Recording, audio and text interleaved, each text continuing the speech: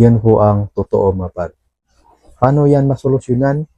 Yung korupsyon kapag nandun pa rin si Martin Romualdez at saka si Saldico at saka yung secretary ng DPWH, hindi yan masolusyonan mga par kapag nandoon pa rin sila. Kapag seryoso siya, napakadali, napakasimple. Kahit bata, kayang mag-isip.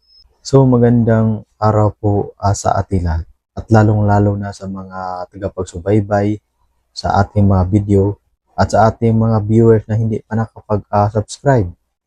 Paki-subscribe naman mga par para palagi po kayong updated sa mga video reaction natin. So, ngayon mga par ay sinasabi ni Bongbong Marcos na hindi siya bibitaw sa pwesto, hindi siya lalabas ng Malacanang kapag hindi matulukan, kapag hindi masolusyonan ang mga korupsyon at lalong-lalo na sa GOS Flood Control Project. Sinasabi niya po mismo mga par na hindi siya bibitiw sa pwesto. Paano matanggal yung korupsyon kapag nandun pa rin ang speaker? Kung gusto niya na masolusyonan ang korupsyon, simple lang, napakadali. Tanggalin niya at palitan niya yung speaker.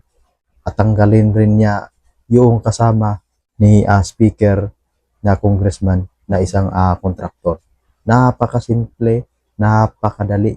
Dahil palagi po itong sinasabi ni BP Sara na 2 tao lang ang may hawak sa kaba ng pera sa Pilipinas, kundi yung speaker na si Martin Romualdez at saka yung kasama ni Martin Romualdez na si Congressman Saldico.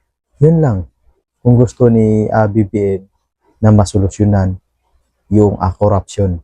Pangalawa, kung gusto niya talaga na masolusyonan, kung gusto niya na maiwasan ang mga korupsyon, tanggalin niya yung secretary ng DPWH.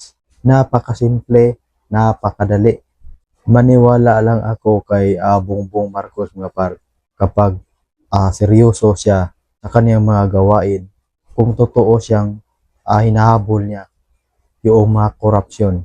Maniwala lang ako mga par na kung tanggalin niya, kung palitan niya si Martin Romualdez at saka si Saldico, maniwala lang ako mga par kaya Bongbong Marcos. Maniwala rin ako kapag palitan niya yung secretary ng DPWH kasi yan po ang ugat sa korupsyon. Yan po ang totoo mga par.